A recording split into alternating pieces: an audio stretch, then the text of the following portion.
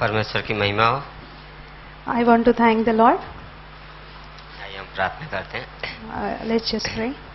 परमेश्वर हम धन्यवाद करते हैं पिता आज के इस दिन के लिए। We want to thank you, Lord, for this beautiful day. धन्यवाद इस आराधना के लिए परमेश्वर। And I want to thank you for the worship. धन्यवाद जो कांग्रेगेशन यहाँ पे है परमेश्वर। I want to thank the congregation who is gathered here. करो परमेश्वर। You speak to us, Lord. धन्यवाद करते हैं। We want to thank you, Lord. आपको सारा महिमा देते हैं परमेश्वर। We give all glory to you. यीशु मसीह के नाम से आमीन। In Jesus' name I pray, Amen. मैं ज़्यादा समय नहीं लूँगा I will not take your more time क्योंकि ऑलरेडी हम टाइम से आगे जा रहे हैं। because we are ahead of time. पिछले हफ्ते हम इंदौर में हम सब लोग गए थे, है ना? Last week we had gone to आप Indore. सोच रहे होंगे मैं नहीं गया था, ऐसा क्यों बोल रहे हैं? You are saying कि why he is saying that we all had gone because I didn't go. लेकिन आप लोग हमारे साथ थे आपके वो प्रार्थना में। But you were there with us in your prayers. Pastor Vinu हमेशा बोलते हैं कि अगर आप जा नहीं सकते हो तो आप प्रार्थना करो। As Pastor Binu says, if you are not able to go, just pray for them. और ये मुझे बहुत पसंद है कि अगर जिस में मैं नहीं जा सकता उसके लिए मैं प्रार्थना करूं। And that really I like that if I am not able to go, I can pray for them. और पिछले हफ्ते हम इंदौर में थे। Last week we were in Indore. मैं धर्मेश, प्रीति और रिशोना। Myself, Dharmesh, Preeti and Rishona. और बहुत अच्छा ट्रिप था। It was an amazing trip. लंबा ट्रिप था। It was a long trip. एक हफ्ते का पूरा। 1 week. बहुत सारे विजिटेशंस किए हमने। We visited many people. वहाँ पे मैसेज प्रेस किए। Many messages. लोग मैसेज सुनने के बाद उनके पास अलग उत्साह दिखता था। As people listened to those messages, there was an amazing zeal we could see in them. उससे पहले जाने के टाइम पे मुझे लगता है ये लोग सच में मुझे वेलकम कर रहे हैं या नहीं। I used to wonder whether they are really welcoming me or not when I would enter there. कुछ लोग तो बोलते थे आप मिलने आ रहे हो या संगति करने आ रहे हो। So people used to tell me, are you going to just meet or you want to fellowship? यदि संगति के लिए आ रहे हो तो घर पे कोई नहीं है, मिलने के लिए आ रहे हो तो आ जाओ। They would say, if you are coming for fellowship, don't come because no one is at home. If you want to just come and meet me, then you can come and meet मैंने बोला me. चलो ठीक है। Then I used to say, it's okay. जाके मिल के आए। We will go. We will come and meet you. अच्छा संगति का समय था वहाँ पे। But it was an amazing fellowship time over there. Next day The next day it would happen. उनका फोन आता है, They would call me. तुम घर पे आ जाओ संगति के लिए कल। Please come back tomorrow for fellowship. सिर्फ संगति के लिए नहीं, खाने पे भी आओ। Just not for fellowship, but for food also. सब नेक्स्ट डे भी गए। Then we went next day also. फिर उसके बाद 4-5 अलग अलग जगह पे हमने विजिट किया। एक देवास करके एरिया है। One more place that we visited, 4-5 places, but one was Revas. 35 kilometre पहले इंदौर से पड़ता है Dewas. Revas is 35 kilometers before Indore. और वहाँ पे एक फैमिली को हमने विजिट किया, वहाँ पे भी संगति किया। हम जहाँ भी जा रहे थे संगति के लिए वहाँ पे हम आउटरीच कर रहे थे actually. Wherever we went and we went to meet this family to fellowship with them, but we did outreach. जा रहे थे, जहाँ भी जाएंगे 1 घंटा पहले उस एरिया में पहुँचेंगे और वहाँ पे आउटरीच करेंगे 1 So घंटा। we had planned like that wherever we are going, we will go 1 hour before and we would do outreach. वहाँ पे लोग ओपन में ऐसा आउटरीच तो नहीं करते हैं सब लोग। There is no open outreaches over there. Christian तो वहाँ के नहीं करते। The Christians over there are not doing आपको that. डिस्करेज जरूर करेंगे। But they would definitely discourage you if you are doing so. लेकिन हमको भी सोचना पड़ता है कि चलो हम तो आउटरीच करके जाएंगे लेकिन ये लोग यहाँ पे रहेंगे। But we also were thinking that if we do the outreaches, but these people are going to stay over here. लेकिन हमने फिर भी आउटरीच किए। But still we did outreaches. हर दिन आउटरीच किए, परमेश्वर की उपस्थिति देखी हमने। Every day we did outreaches and we saw the presence of God. कुछ वहाँ पे लोग हैं जिनके आप चंगाई के लिए प्रार्थना कर सकते हैं। There are people over there that for whom you could pray. जिनका गलत दवा की वजह से उनको इधर कुछ प्रॉब्लम हो गया गले में। You could pray because there is one person, Shailendra, he has some throat problem. Usha जी करके हैं, उनके लिए प्रार्थना करिएगा। Usha, there is one person, for her you can और pray. एक यंग लेडी है, उनको कुछ पहले बहुत एक्टिव थे चर्च में लेकिन अभी कुछ समय से कुछ प्रॉब्लम हो गया, किसी से मिलना बंद कर दिया। There is one young lady who was very active in the church, but for some reason she has stopped that. So prayer करिए और बहुत सारे लोगों को उद्धार के लिए प्रार्थना करिए। Just keep that in your prayer and for many salvations. मैं उस जगह के लिए प्रेयर कर रहा हूँ। I am praying for that place. पता नहीं क्या है, परमेश्वर ने कुछ डाला है और मैं देखा है, मुझे कुछ क्लियर नहीं पता लेकिन मैं प्रेयर कर रहा हूँ। God is trying to tell me something which I don't know, but I'm praying about it. मैं एक चीज जानता हूँ कि मैं वहाँ पे जाके कुछ नहीं कर सकता, One thing I know that I'm not able to do लेकिन anything मैं over ये there. जानता हूँ कि मैं वहाँ पे परमेश्वर के लिए उपस्थित रह सकता हूँ। But one thing I know that I can become available for जैसे God in that place. मत्ती 16 में यीशु मसीह बोलता है मैं अपनी कलीसिया स्थापित करूंगा। As Matthew 16:18, Jesus said that I will establish my church. सो मेरा काम है कि मैं जाके वहाँ पे उपस्थित रहूं और यीशु मसीह अपनी कलीसिया स्थापित करे। But my work is to be available for God, and Jesus will establish His एक ही church. चीज मुझे समझ में आया कि मैं उसके लिए उपस्थित रहूं वहाँ पे। One thing I learned that I have to be available for Him in that place. तो परमेश्वर ने मुझे दिखाया, मैं बोला परमेश्वर ठीक है। And God showed me this, and I said, "Okay, God." सो वचन में जाएंगे, लूका का अध्याय 14, We will turn to some verses in Luke 14 वचन 34-35। and verses 34 and 35. बोलता है नमक तो अच्छा है, परंतु यदि नमक का स्वाद बिगड़ जाए तो वह किस वस्तु से नमकीन किया जाएगा? वह न Sorry. Yeah. Salt is good, but if the salt have lost its savor, wherewith shall it be seasoned? वह न तो भूमि के और न खाद के लिए काम में आता है, उसे तो लोग बाहर फेंक देते हैं। जिसके सुनने के कान हो वह सुन ले। It is neither fit for the land nor yet for the dunghill, but men cast it out. He that hath ears to hear, let him hear.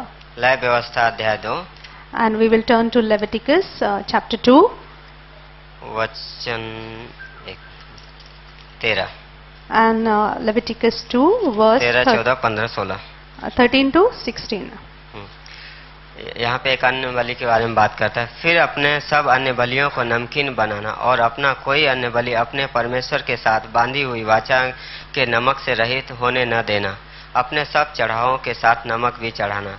यदि तू यहोवा के लिए पहली उपज का अन्य बलि चढ़ाए तो अपनी पहली उपज के अन्य बलि के लिए आग में भुनी हुई हरी बालें अर्थात हरी हरी बालों को मींज के निकाल लेना। तब अन्न को चढ़ाना और उसमें तेल डालना और उसके ऊपर लोबान रखना, तब वह अन्न बलि हो जाएगा। और याजक मींज कर निकाले हुए अन्न को और तेल को और सारे लोबान को स्मरण दिलाने वाला भाग करके जला दे, वह यहोवा के लिए हवन ठहरेगा। And every oblation of thy meat offering shall thou season with salt. Neither shall thou suffer the salt of the covenant of thy God to be lacking from the meat offering. With all thine offerings thou shalt offer salt. And if thou offer a meat offering of thy first fruit unto the Lord, thou shalt offer for the meat offering of thy first fruit green ears of the corn dried by the fire, even corn beaten out of full ears.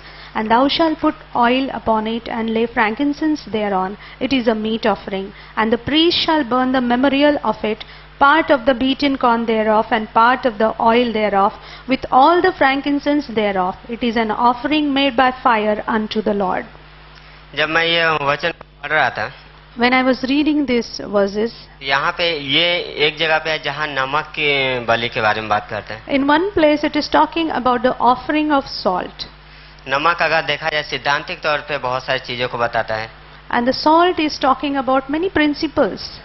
जैसे एक अनुग्रह को दर्शाता है It's talking about grace. और पवित्र आत्मा की सामर्थ को भी दर्शाता है। It's talking about the strength of the Holy Spirit. यहाँ पे अगर 14 से 16 वचन में पढ़ेंगे If you read verses 14 to 16, तो जो यहाँ पे वचन बोलता है कि हरी वाले अगर गेहूं का अगर देखें जब पकने से पहले जो होता है ग्रीन होता है, हरा होता है। as you look at the wheat, if it is not ripe, it is green. और वो उसको क्या करते हैं, तोड़ना है, You have to break that. आग में जलाना है, You have to burn it in fire, उसको निकालना है बीज को, and you have to remove that seed, और फिर याजक के पास जाना है। and then you have to go to the high priest. तो जब मैं यहाँ पे पढ़ा था ये यीशु मसीह के बारे में दर्शाता है। As I was reading, I could see that it was talking about Jesus Christ. यीशु मसीह स्वर्ग से अपनी महिमा छोड़ा, God, Jesus Christ left His glory in heaven. धरती पे चला, He walked on this earth, क्रूस पे पिता के द्वारा इनकार किया गया and God rejected Him on the cross, ताकि हमको बचा ले उस अनंत की आग से। so that He could save us from that eternal fire. और ये उसी को यीशु मसीह हमारे लिए आया, हमारे लिए उस आग में गया क्रूस पे, ताकि हमको अनंत की आग में जाने से बचाए। It's talking about the same thing, that Jesus Christ came and went into that fire so that He could save us from that fire of Luka eternity. 14 में यीशु मसीह बोलते हैं कि नमक तो अच्छा है, In Luke 14, Jesus is telling that salt is good. यदि उसका स्वाद बिगड़ जाए तो किस वस्तु से नमकीन किया जाएगा? But if it loses its saltiness, how can it be made salty किसी again? काम का नहीं है। It is of no use. यहाँ पे जो यीशु मसीह बात कर रहे हैं, अगर देखा जाए तो पवित्र आत्मा की सामर्थ के बारे में बात कर रहे हैं, And here Jesus Christ is talking about the power of the Holy Spirit. जो कि पवित्र आत्मा जो हमारे अंदर है, The Holy Spirit which is inside of us. वो हमें सारे अधर्म से शुद्ध करता है। It cleanses us from all unrighteousness, यीशु मसीह के वचन को लेता है, and it takes the word of Jesus, परमेश्वर पिता के सामने समर्पित करता है हमें, and then he represents us before the Father, फिर संसार में लेके आता है। and then he brings us back into this world. यीशु मसीह ने बोला तुम इस जगत की रोशनी हो। And as Jesus says, you are the light of this world.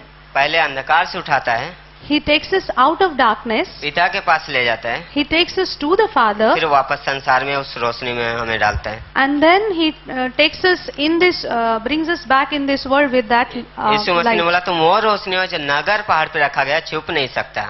And Jesus Christ is telling, you are that light which is on the high places which cannot be hidden. और हम वही रोशनी है जो छुप नहीं सकते। And we are that light which can never be hidden. और अगला 35 में बोलता है कि तुम आपस में देखा जाता, अगर मरकुस 9:50 पढ़ेंगे तो वहाँ पे बोलता है एक दूसरे के साथ शांति से मेल मिलाप से रहो।